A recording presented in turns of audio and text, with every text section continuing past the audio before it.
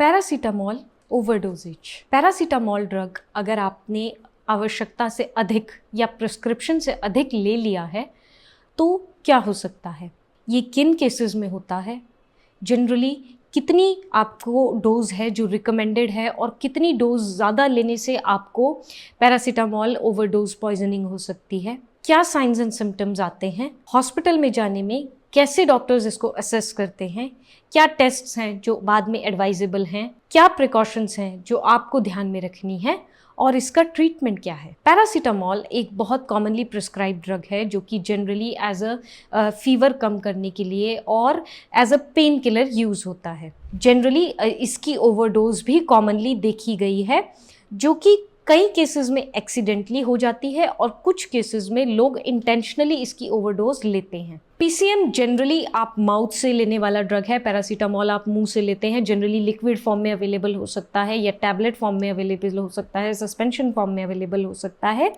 ये अलग अलग फॉर्म्स हैं जिनमें पैरासीटामॉल अवेलेबल है। कुछ लोग इसकी ओवरडोज अनइंटेंशनली ले लेते हैं। अगर उनको पेन में, सिम्टम्स में कोई फ़र्क नहीं दिखता तो डॉक्टर के द्वारा रिकमेंडेड डोजेज को बढ़ा के वो इसके साइड इफ़ेक्ट से अनजान होते हुए इसकी ओवरडोज ले लेते हैं। जबकि कुछ केसेस में ऐसा है कि लोग ऑलरेडी एक पैरासीटामॉल ड्रग पे हैं, उसके साथ कोई दूसरा ड्रग ले लेते हैं जिसका मेन इंग्रेडिएंट या मेन कॉन्स्टिट्यूएंट भी पैरासीटामॉल है।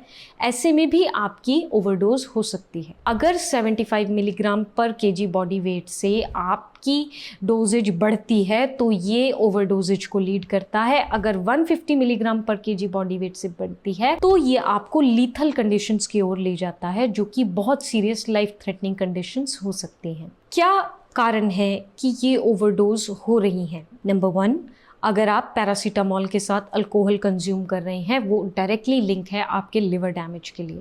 नंबर 2, आप 2 ड्रग्स ऐसी ले रहे हैं जिनमें दोनों में मेन इंग्रेडिएंट पैरासीटामॉल है जो इसकी प्रिस्क्राइब्ड डोजेज को एक्सीड करता है। नंबर 3, आप अपनी तरफ से बिना किसी डॉक्टर की सजेशन के सिम्टम्स में आराम ना होने पे इसकी डोजेज को बार बार रिपीट कर रहे हैं। क्या साइंस एंड सिम्टम्स हैं जो आपको जनरली देखने को मिलेंगे जब आपने पैरासीटामॉल की ओवरडोजेज ले ली है?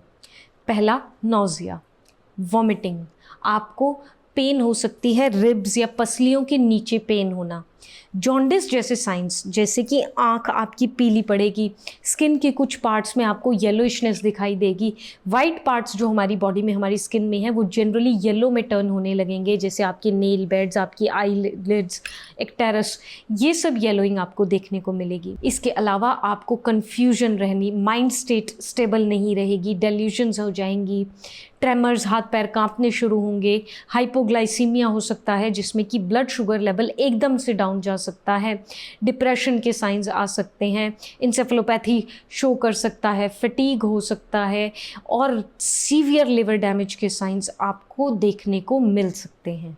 अब बात करते हैं पीसीएम ओवरडोज की असेसमेंट हॉस्पिटल में किस तरह से की जाती है। जनरली जब आप ओवरडोज के केस को हॉस्पिटल में डील करते हैं तो आपसे कुछ क्वेश्चंस पूछे जाते हैं जिनका एक्यूरेट आंसर देना आपकी रिस्पॉन्सिबिलिटी है। फॉर एग्ज़ाम्पल, आपने कितनी टैबलेट्स ली हैं, अगर आपने सस्पेंशन में लिया था तो आपने कितना लास्ट डोज ली है, कितनी डोज रिकमेंडेड थी, आपका बॉडी वेट क्या है, किस फॉर्म में आप ये ड्रग ले रहे हैं, लिक्विड फॉर्म में ले रहे हैं, टैबलेट फॉर्म में ले रहे हैं या फिर आप कैप्लेट फॉर्म में इसको ले रहे हैं। इसके अलावा आपने इसके साथ अल्कोहल तो नहीं लिया था या फिर आपकी इसके बाद डॉक्टर्स पूरी तरह से फुल एग्जामिनेशन करते हैं। उसमें कुछ टेस्ट्स भी रिकमेंडेड होते हैं जो कि जनरली आपकी पता करने के लिए है कि लिवर किस हद तक इन्वॉल्व हुआ है, ब्रेन तो नहीं इन्वॉल्व हो गया है, जॉन्डिस के साइन सिम्टम्स तो नहीं आ रहे, किडनी तो नहीं इन्वॉल्व हो गई।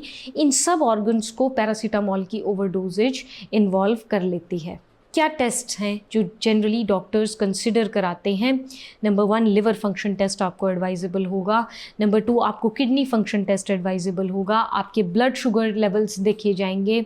उसके अलावा आपको प्रोथ्रम्बिन टाइम देखा जाएगा, लिवर फंक्शंस देखे जाएंगे।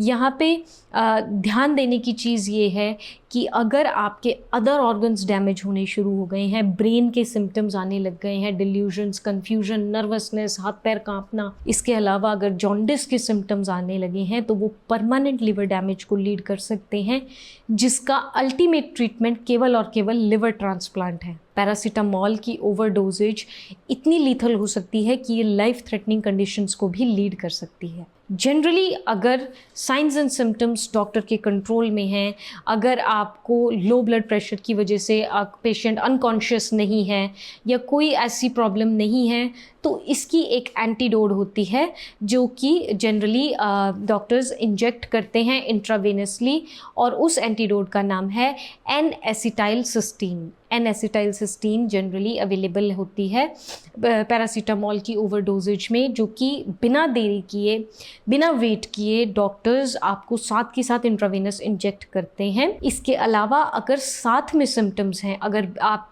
अनकॉन्शियस पेशेंट हो गया है एक्सट्रीमली लो ब्लड प्रेशर की वजह से, तो उसके साथ सिम्टोमेटिक ट्रीटमेंट फॉलोअप होता है। साथ साथ लिवर फंक्शन टेस्ट भी अगर आपके गुड रिजल्ट्स नहीं दिखाते तो लिवर का ट्रीटमेंट साथ साथ चलता है, किडनी का ट्रीटमेंट साथ साथ चलता है। अल्टीमेटली धीरे धीरे डॉक्टर्स इन अलग अलग तरह के ट्रीटमेंट से पैरासीटामॉल ओवरडोजेज पॉइजनिंग को कंट्रोल करने की कोशिश करते हैं। यहाँ ध्यान देने की चीज़ ये है, ड्रग्स जनरली केवल और केवल डॉक्टर्स की प्रिस्क्रिप्शन पे ही लेनी चाहिए। अपनी तरफ से आपकी द्वारा की हुई छोटी सी भूल आपकी लाइफ को थ्रेटन कर सकती है। कोशिश करें किसी भी ड्रग की ओवरडोज ना लें। हो सके कोई डोज मिस हो जाए, आप दोबारा से डबल डोज ना लें, वो ओवरडोजेज को लीड करके आपकी बॉडी में परमानेंट डैमेज कॉज कर सकती है। होपफुली PCM ओवरडोजेज पे ये वीडियो आपको अच्छी लगी होगी। वीडियो पसंद आई है तो आप इसको लाइक, शेयर, सब्सक्राइब ज़रूर करें। Thank you.